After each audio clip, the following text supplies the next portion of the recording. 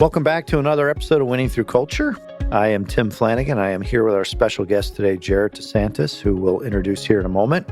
Many people may not know that October is Financial Planning Awareness Month. And while there's never a wrong time to review your financial situation, October is an ideal time with the holidays and the new year approaching. So today on Winning Through Culture, Jarrod DeSantis and I will talk about the importance of financial planning and how that drives businesses and organizational cultures. Jarrod is Regional Director of Advice and Financial Planning at MassMutual and joins us today live in our studio from Florida. Jarrod, welcome. Thank you. Thank you, Tim, for inviting me. It's a pleasure to be here. It's been a couple of months since I've actually been up here to Charlotte. Wow, it's good to have you back. Before we kind of get into our discussion, I'd love for you to just share with our listeners a little bit more about your background and kind of your professional journey. Sure. So I actually started in the industry 16 years ago. I started out at Ameriprise Financial. My first year as an advisor was in Fort Myers, Florida. Okay. Nice place to be. Yeah, it wasn't absolutely not a terrible place to be, but that was right around the Great Recession when it started. Yep. And so at the end of my first year, I was kind of panicking internally. And I said, well, you know what? I need to join a large practice, or I need to learn from somebody else that's been doing this for a little while. So I ended up joining a practice with another advisor that was the same age as me, but she had been in the business about 3.5 years. And we ended up taking that practice and building it to 300 ongoing planning relationships. We had about a 98% renewal rate. We were managing about $330 million in assets. And we were a fairly small team, depending on the year. It was between 4 to 6 individuals. She was the lead advisor that I worked with. My role was to help service those households, increase sales. So on the sales side of things, manage the operations and run the team, as well as, help her market and grow the business. So I wore a lot of different hats, was client facing for those 11 years. And 2 of my coworkers had transitioned over here to MassMutual. And one of those coworkers is the head of financial planning. The other is my leader. They recruited me for this position, and I've been in this role for about 5 years. So don't look back. It's been a heck of a journey. I've learned a lot, and it's a lot of fun. Well, we appreciate working with you. So today, as I mentioned, we're going to dive into the importance of financial planning and the impact that could have on organizational cultures. I think anytime you have a conversation, Jarrod, about financial planning, an incredibly important aspect is often overlooked. I am fond of saying in the financial services profession, the term financial planning may be the most overused, abused, and misunderstood word in the profession.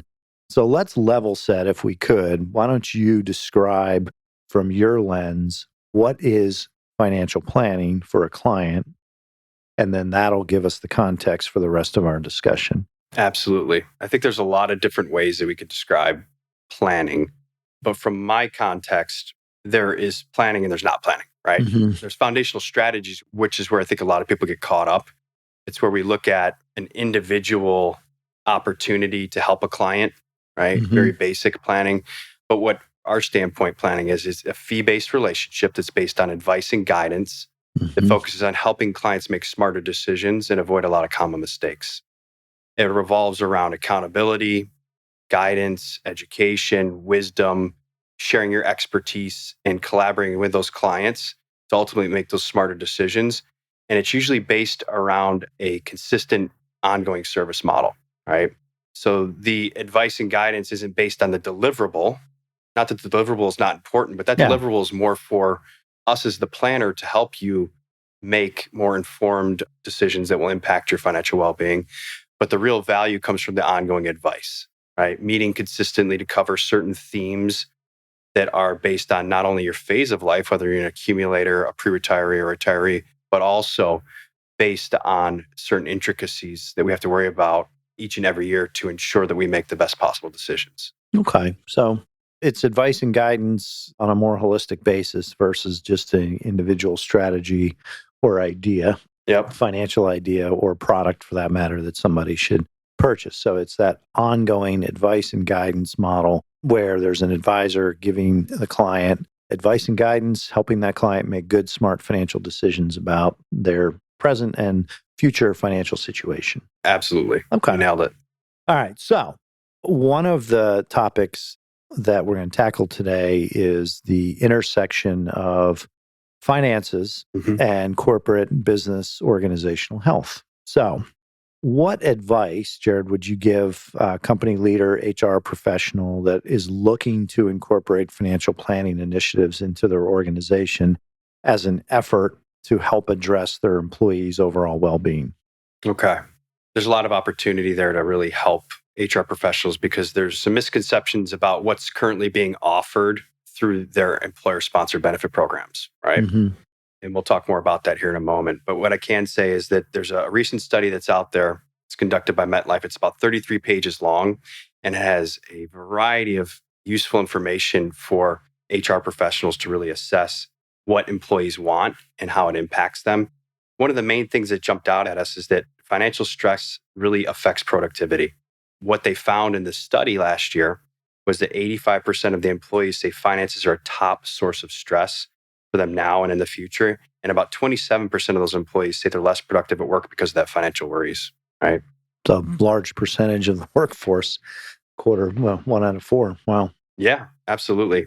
And when you think about the benefit packages that most people offer, or most employers offer, right? It covers mental health benefits, covers your physical wellness benefits. What it's lacking is the financial wellness benefits. And if you're thinking about a three-legged stool, you really need all three of those for somebody to have holistic wellness, right? So I think you can create a happier, less stressed, and more focused organization when all three legs are firmly planted on the ground. Yeah, it's definitely a topic. I think there's been so much emphasis on employee healthcare benefits and, an emerging focus on supplemental benefits in order to be competitive as an employer. And yet the overarching theme of somebody's financial well-being kind of gets lost in all of that. So let's dive in a little deeper in the sense, Jarrod, that one of the topics we cover on this podcast is just dealing with multi-generational workforce. To your point, you have people in accumulation phase, some of whom are trying to get out of debt before they can accumulate. You have pre-retirees, and then you have people going into retirement. How can financial planning initiatives at a workplace manner be tailored to meet the diverse needs of a multi-generational workforce? From our perspective, I really think that when you look at those three phases of life, we can approach it in two different manners. One of these could be from a high-level education perspective, right? Customizing seminars on some type of reoccurring basis that are tailored toward each of those phases in life. So I'll give you some examples, right? For accumulators, they may be interested in seminars that help them, like you said, how do we save appropriately? How much should I be saving on a regular basis, right? How do I create a budget, manage that student loan debt? There's an enormous amount of the workforce right now that has crushing amount of student loan debt. How do we manage that? How do we handle short and long-term financial goal settings, protection strategies, right? Managing investments or even college planning for their kids. Right? That's what's important at the beginning of phase of life. So you could host a seminar, let's say once a quarter, covering one of those topics. But what you need to do to host these seminars is really partner with a trusted financial planner that can deliver that level of education and literacy. And then we could talk some more about the other ideas for your pre-retirees or retirees if you'd like me to share some ideas and thoughts there. Yeah, why don't you? I think that's a good idea because, again, a multi-generational diverse workforce, as an employer, business owner, you're really trying to address a variety of different needs and wants in your employee workforce space. So touch on those if you would. Sure. So as we start to transition out of that accumulator phase into the pre-retiree phase, people become more interested in learning about, let's say, estate planning, obviously planning for retirement. Not that we haven't been planning for retirement our whole lives. Saving for retirement maybe, but not planning for how that's going to go. Exactly, right? So planning for retirement, tax efficiency, understanding Social Security a little bit better. Not that they're going to be taking those benefits now, but it is something to think about how they can be impacted in the future based on our decisions we make today. And then, of course, exiting the workforce. At some point, we're all going to exit the workforce, whether it be on our terms or God's terms. It's going to happen. So as we start to approach that phase, that third phase of our life, we need to have a firmer understanding of mitigating retirement risks, right? Generating income through various sources, maximizing Social Security. How do we manage the Medicare benefits? It's very confusing, right? For a lot of people, charitable giving, long-term care, all those things become more important as we begin to exit or do exit the workforce. Yeah, there's a lot that can be covered. And your suggestion is really starting with education in the workplace. I would say that's where we want to begin at a high level, is to incorporate some type of seminar series that's tailored to each phase of life. But we do need to go a little bit deeper. This isn't personalized enough to truly help and impact an individual's financial well-being in the manner that it probably deserves. Okay. You mentioned this study that MetLife did. So the fact that they did a study means they saw some trend, right? Why do you think financial planning is becoming increasingly important in the formation of workplace culture today? Absolutely. Well, when we look at the research that they've done this for a number of years now. Somebody shared this with me. So there's trends. Yeah, 1 or 2 years ago. And unfortunately, it's not trending in the best direction from a concern standpoint. Right? Got it. So the concern level's going up. It is. I think the research captures that there's a profound impact on concerns about an economic slowdown, higher inflation. We've all seen it when you go to the grocery store or at the pump. And workers are seeing that. So 55% of the workers that were surveyed, they're living paycheck to paycheck, which is up 12% from 2022. Wow. It's a big jump. Yeah. In a short period of time. 43% last year, 55% this year. Wow. And also, you've got, this is an astounding number. 90% of the employees surveyed were worried about inflationary pressures and rising costs of living. So the proportion of those employees fearing the loss of the value of their savings is up 15 percentage points since last year. And then when you look at the concerns about their ability to pay down debt, that's up 14 percentage points year over year. Those are big jumps in 1 year. This is an interesting study. I'm going to have to read this. Yeah. It's alarming, actually. It is alarming, right?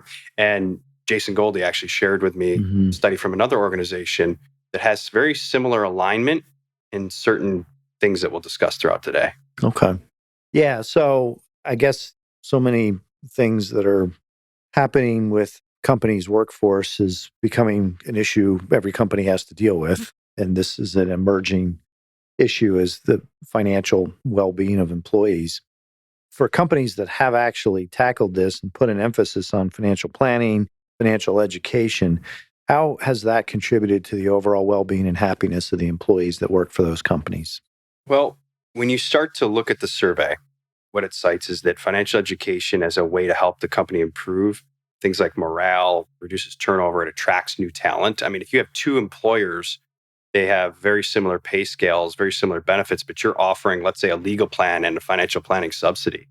Where do you think that employee is going to go, or that prospect is going to go? They're going to absolutely go to that other place. But there's a strong correlation when you look at the data that I'm mentioning or referring to. There's a strong correlation between employees' financial health and their perceptions of being cared for, right? Okay. So workers who feel financially healthy, they're 87% more likely to feel cared for most of the time that they're actually working versus those who are not. That's a pretty big number. Yeah, absolutely. And they're twice as likely to feel financially healthy as well. Wow. So the statistics bear that employees that are in an environment, culture, business that is supporting their financial education well-being, or the numbers bear out the fact that those people are happier and more engaged. Absolutely. Those things in the back of our mind that we probably thought were true. Yeah. They are true and they're real, right? Well, I have to imagine then the same study has given us a little bit of an insight into my next question. So for companies that choose not to deal with this, what are the consequences both for the employees and the employers when their employees' financial well-being, financial education is basically neglected or not addressed? Well, I think what you're probably going to see is that the younger and the lower income workers, they cite not being paid enough. That's the big concern. Oh, yeah. Well, part of it is they may not be managing their money as wisely as they could, right? Yeah. And it could be from just a lack of education, right? So that's the first thing. They may not realize how much money they're actually making in comparison to what people were making in previous generations, right? So, and they're not spending Nor may properly. they care. Yeah, exactly. Yeah. And then my now, experience. or they don't care because they're young. Yeah. That's a good point. But with your older workers, they're more likely to cite insufficient retirement savings as a top financial stressor. So you could have sat down with somebody 10 or 15 years ago, helped them save appropriately, and they wouldn't be in that same situation if they had the proper guidance to begin with. Yeah, I think that's another aspect you've seen historically over the years, is employees that have not saved enough for retirement are much more vulnerable later in their career, and in some cases are trying to hold on to their paycheck in their profession beyond age 65, which in some environments is not even possible today because of mandatory retirement ages and whatnot. So the consequences are as good as the upside is, in essence, Jarrod, for companies and cultures that do focus on this. The consequences are equally as kind of bad on the other side of that. Yeah. And I'll also add one other thing is that you look at the impact. Not only does it impact work, but it could bleed into issues at home. Yeah. Right? They're going to be less distracted or more distracted, less productive.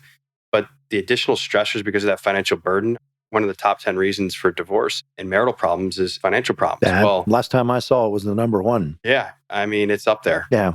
Depending on the study you look at. So why not help save people's marriages and also help them be more productive life and overall? No, that's true. So do you have any examples of what it would look like to successfully integrate financial planning into a corporate culture? And if you do have some examples, Jarrod, what the outcomes either have been or could be? Yeah, I'm going to cover quickly the outcome first, and then we can spend a little bit more time, if that's all right, on what I think a successful financial literacy and education program can look like. There's a lot of options and it's flexible, so it might take a little bit more time. That's fine. But what I would recommend is to understand a little bit about the impact that you can have on a person's financial well-being is check out the MedLife study that's out there. It was recently released. It's called The Importance of Holistic Well-Being in a Turbulent Time. So focus on pages 10 and 11. Not that the whole study isn't beneficial, but that really focuses on the financial piece of it. Okay. But providing holistic health, which includes financial education, it's going to lead to employees that are 92% more likely to feel engaged at work. They're 65% more likely to be loyal to you. And we all know how expensive turnover is. It's extremely costly. And 56% more likely to be more productive. If you don't have that lingering pain in the back of your mind about your finances, you can focus on getting your job done and doing it. So higher satisfaction of career, lower turnover, and higher productivity. Absolutely. Now, leading into the next part of that question that you asked me about was, what does a successful program look like? Well, I think it starts out with, first and foremost, finding a trusted advisor, trusted financial planner that can help your organization start to implement a multi-level strategy. The first level is that high-level strategy, right? Which is offering the seminars, right? Having some type of seminar series. It's easy. It can be done via Zoom. You can do it in person or a combination of both. And you can do it quarterly, monthly, semi-annually, annually. It's up to you. That's the first level.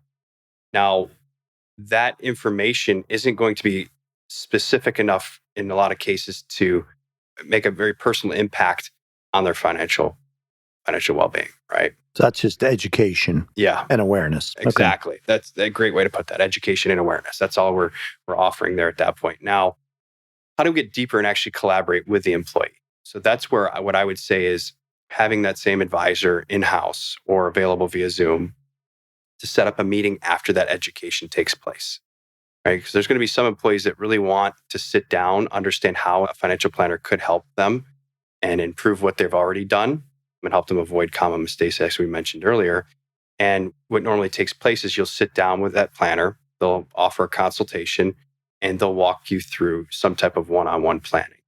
And if it's a good fit, if you're interested in doing that, or if an employee is interested in doing that, that's where the employer could subsidize that cost. Now, these programs, these financial literacy programs or financial education programs are typically pretty flexible. What you'll find is if you're working with an advisor, that the seminars, there may be a cost to those or they may be free.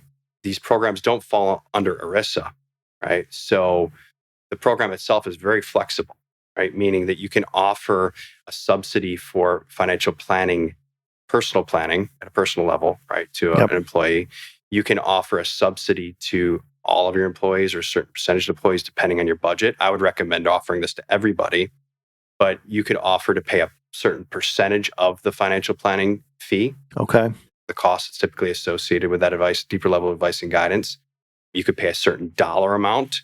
What I would recommend with that is if you're going to subsidize the cost, that there is some type of cost sharing with the employees. And one of the reasons being is that if there is some skin in the game, they're more likely to follow through with that advice and guidance that's offered by the employee or by the financial planner. So listening to you, I'm a business owner. There's 3 things that have come up in my mind so far, and I'll tackle them one at a time. Okay. Or ask you to tackle them. Yep. I have a retirement plan. Aren't they supposed to be doing this? It's a great way to bring that up.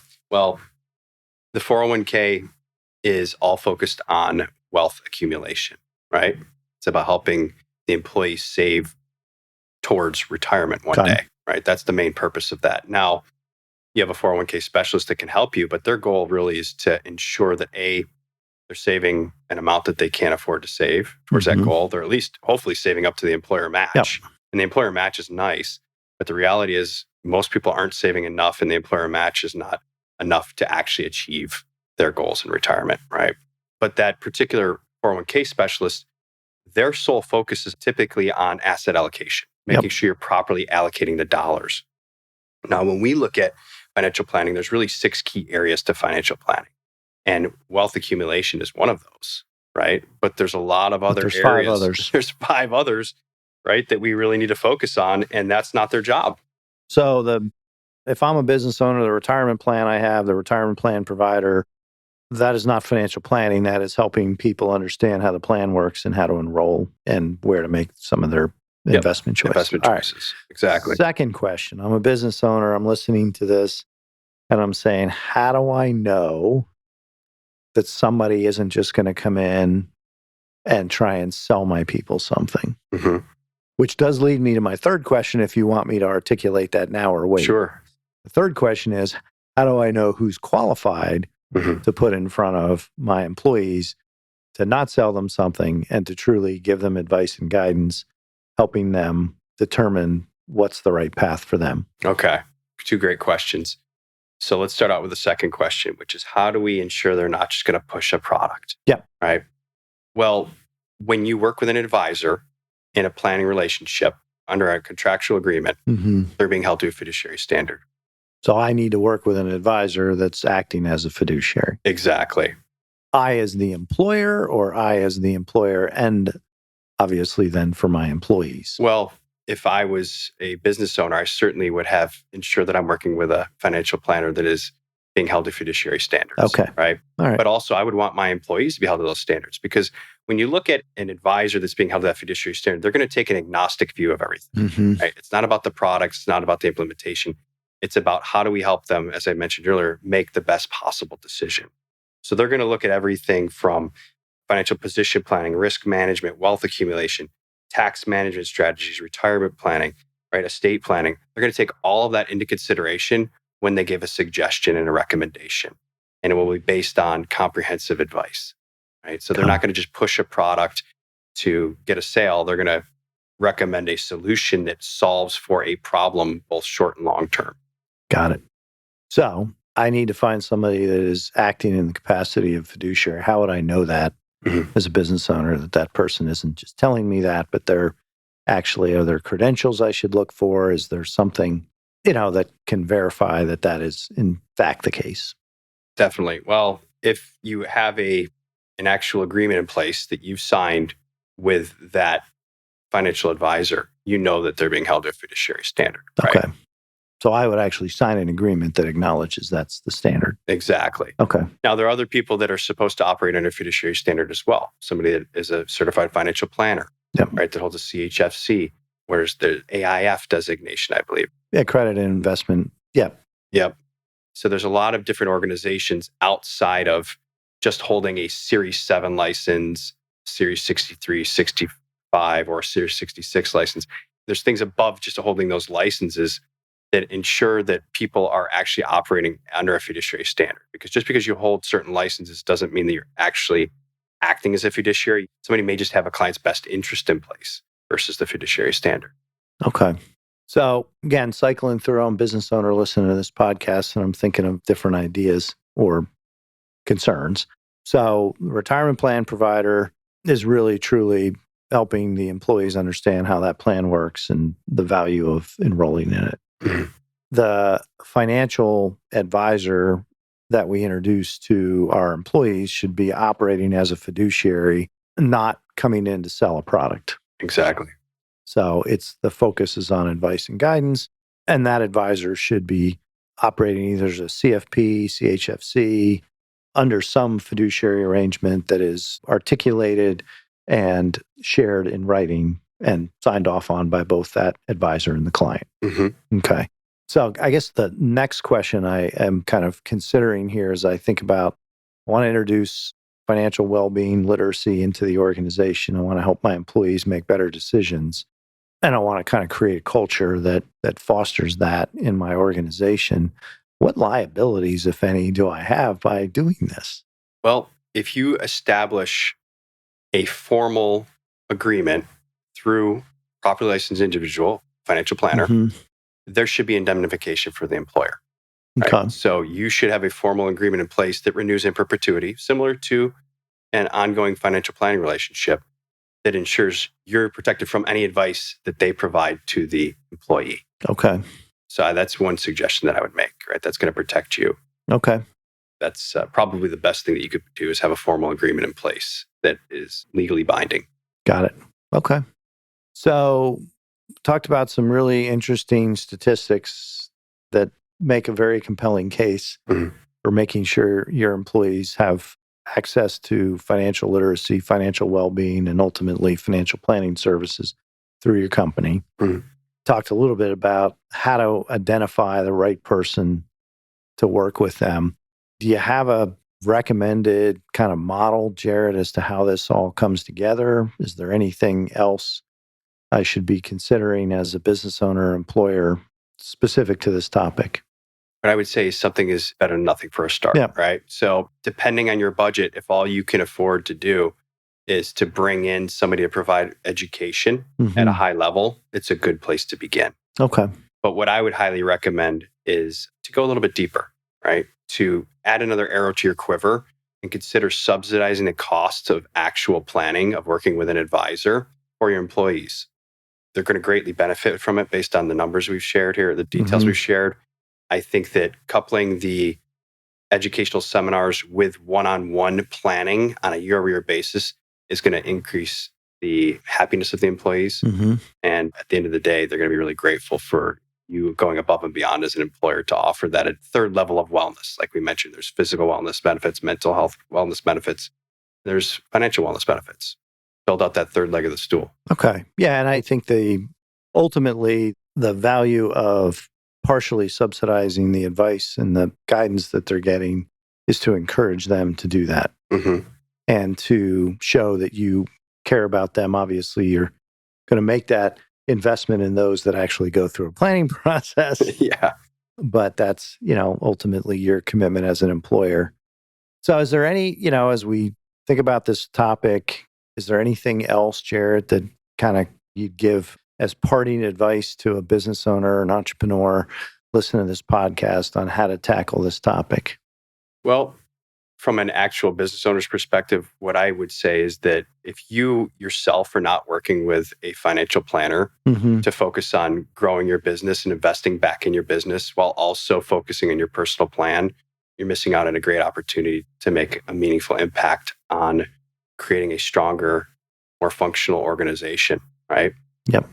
A third set of eyes overseeing what you're currently doing and how you're managing your dollars from a personal perspective and a business perspective is really necessary to ensure that you create a sustainable business that you can pass on to the next generation. Yeah. So probably good advice is to start doing this yourself before you encourage your employees to do it. Yes.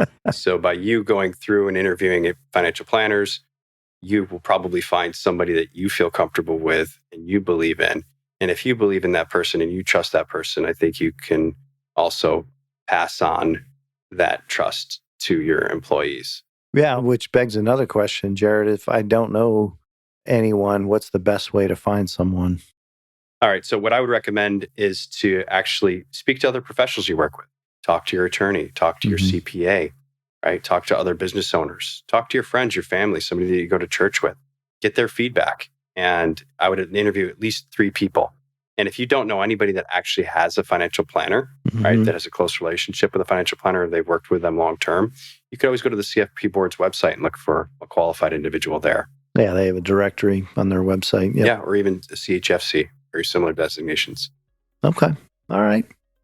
Well, we appreciate time today. Again, October is Financial Planning Awareness Month for businesses that are looking to go a little deeper in creating organizational health and a stronger culture, adding the third leg of the stool of financial wellness and literacy, and ultimately giving your employees access to financial planning advice is definitely an important topic in today's day and age based on where people find themselves financially and what's going on out there. So, Jarrod, thanks for being with us today.